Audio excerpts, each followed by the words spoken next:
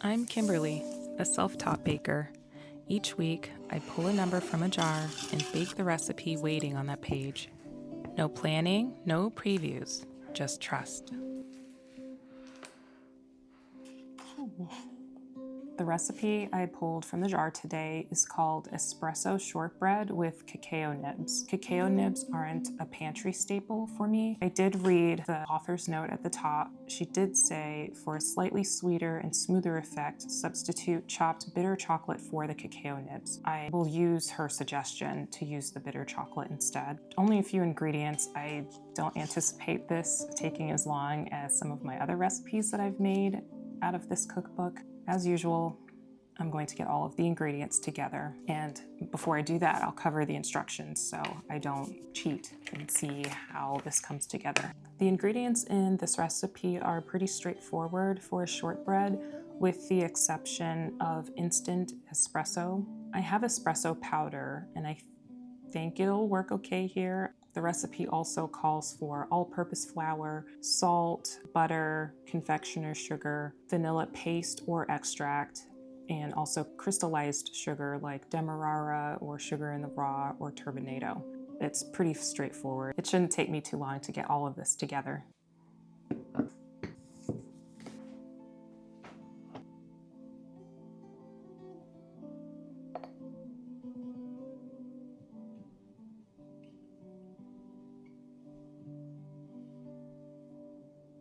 I wasn't sure what the author meant by bitter chocolate, so I'm assuming she means bittersweet chocolate, which has a cocoa or cacao content of around 70%. I do have a bar left. I was very lucky. I'm very glad that I have just the right amount.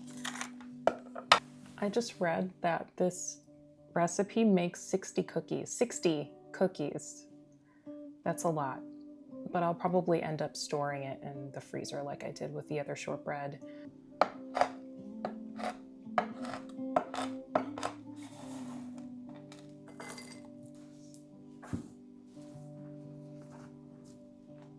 My ingredients are prepped, ready to go.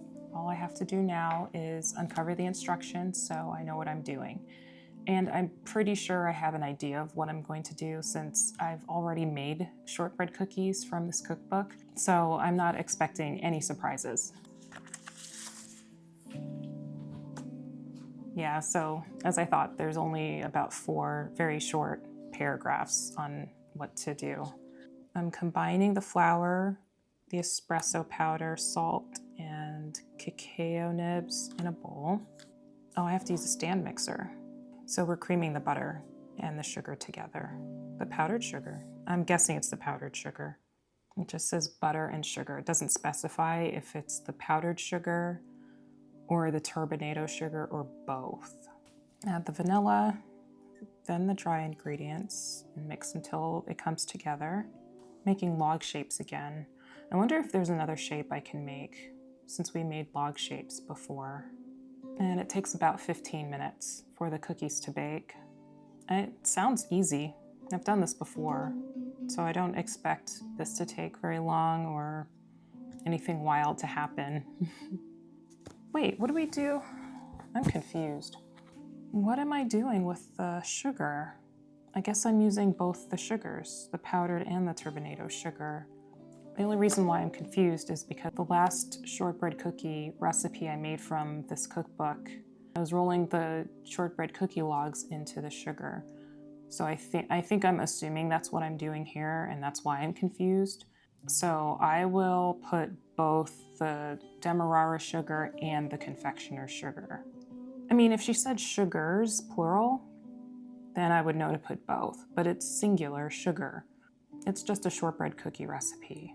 I'm sure it'll be fine if I put both sugars in, so that's what we'll do. Oh yeah, I can't forget about my butter. Not quite where they need to be yet though. I placed my butter in my apron pockets, hoping that they'll come to room temperature by the time I was ready to start baking, and they're still pretty rock solid. So for the sake of time, I'm going to just put it in the microwave just to soften it and warm it up a little bit so that we're not taking forever with these butters in my pocket.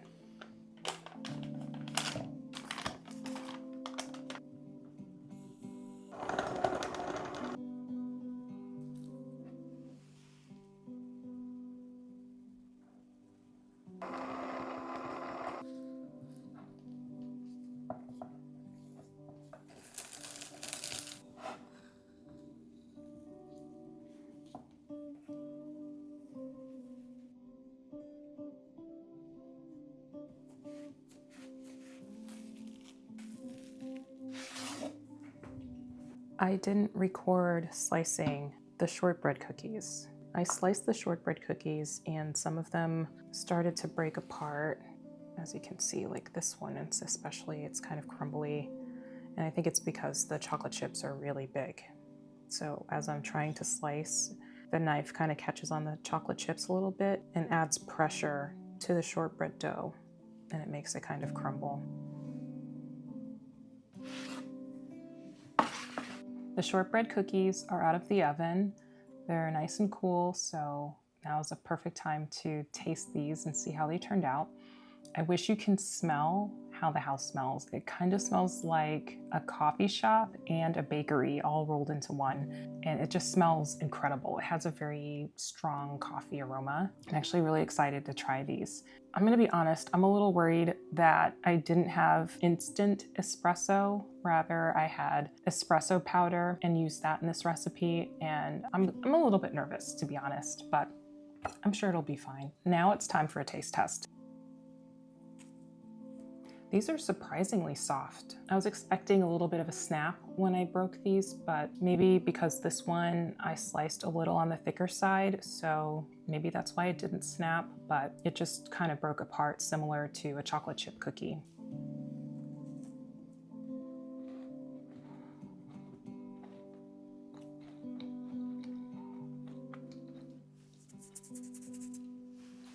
I think I should go with the flavor first. It's a little bitter, and it's probably due to the fact that I used espresso powder instead of instant espresso. It's not terrible. If you like really strong coffee, then I think you would love this. It's not something that's really up my alley because I am more of a tea drinker than a coffee drinker. I find it, for my taste, to be a bit on the bitter side. The chocolate in here is really good. I think if I went with sweeter chocolate, it would have been a little too sweet. The texture is soft also.